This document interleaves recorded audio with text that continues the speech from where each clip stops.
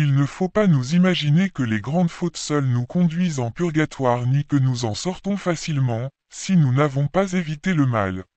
Même les moindres imperfections des saints seront punies par le feu, si elles n'ont pas été expiées ici-bas.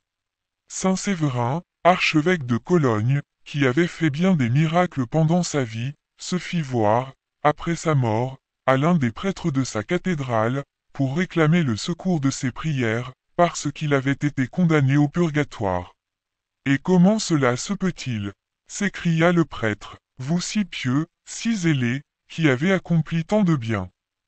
Ah, répondit le prélat, Dieu m'a fait la grâce de le servir de tout mon cœur et de travailler longtemps à sa gloire et au bien des âmes, mais je l'ai offensé par la manière pressée dont je récitais mon bréviaire.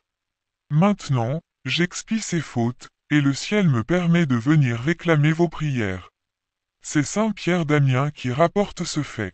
Durand, évêque de Toulouse, nous offre un autre exemple du même genre.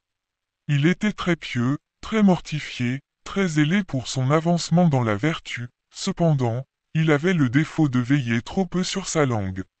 Lorsqu'il était simple religieux, il se livrait volontiers à une excessive gaieté dans les conversations, disant des plaisanteries, des bons mots, des histoires amusantes qui prêtaient à rire.